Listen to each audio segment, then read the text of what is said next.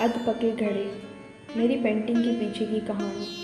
ये उस वक्त की बात है, अप्रैल का महीना था, कड़कड़ाती धूप थी और हमारे कॉलेज के एग्ज़ाम चल रहे थे।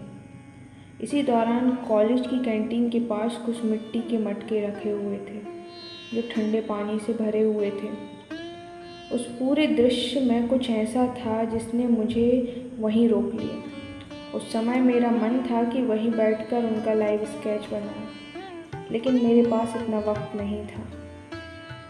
इसीलिए मैंने उस पल की एक तस्वीर अपने फ़ोन में कैद कर ली, ताकि कभी फुर्सत मिले तो उसे अपनी स्केचबुक पर उतार सकूं।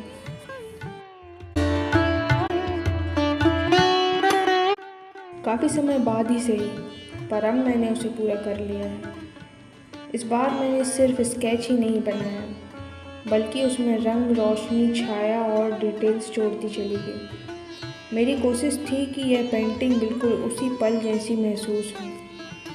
हाँ, कुछ चीज़ें मैंने नहीं बनाई। वहाँ कुछ बाइक और एक स्कूटी भी खड़ी थी।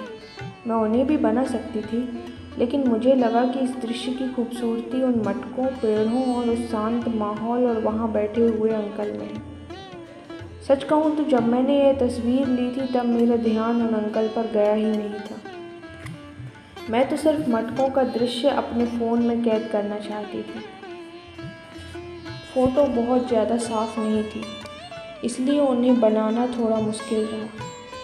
हो सकता है कि उन अंकल के स्केच में कुछ कमी रह गई हो। जब मैंने तस्वीर ली थी तब शायद मेरा ध्यान सिर्फ मटकों पर था, लेकिन जब मैंने इस पेंटिंग को बनाना शुरू किया तब मेरी नज़र हर छोटी छोटी चीज़ पर जाने लगी। तभी मैंने महसूस किया कि किसी दृश्य की खूबसूरती सिर्फ उसके मुख्य विषय पर नहीं होती, बल्कि उन छोटी छोटी बातों में भी होती है जिन्हें हम अक्सर नज़रअंदाज कर देते हैं। मटकों के ऊपर लगी हुई वो रंग बिरंगी नेट जिन पाइपों से बंधी हुई थी, उन पाइपों में समय के साथ हल्की जंग लग चुकी थी।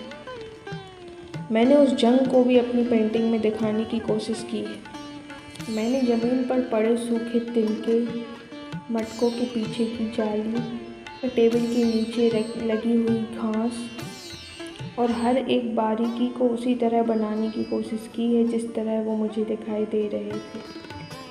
दूर दूर तक लगे हुए कुछ पेड़ जिन्हें मैंने उसी तरह बनाने की कोशिश की है जिस तरह वो मुझे दिखाई दे रहे थे।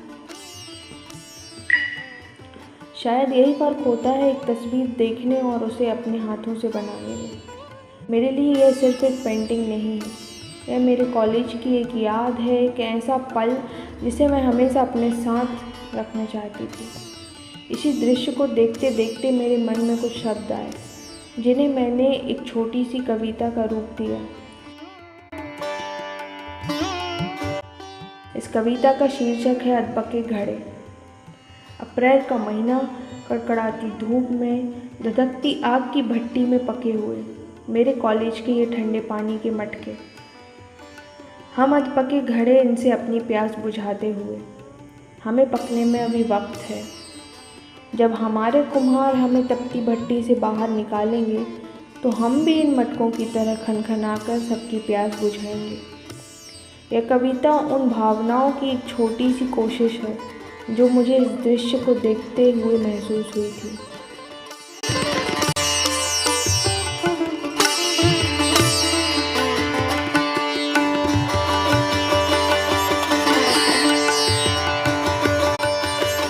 कई बार हम किसी जगह से बस गुजर जाते हैं, लेकिन जब वही जगह एक पेंटिंग बन जाती है तब एहसास होता है कि उसकी असली खूबसूरती कितनी छोटी छोटी बातों में छिपी हुई है। और शायद कला की सबसे खूबसूरत बात भी यही है कि वह बीते हुए एक साधारण से पल को भी हमेशा के लिए यादगार बना देती है।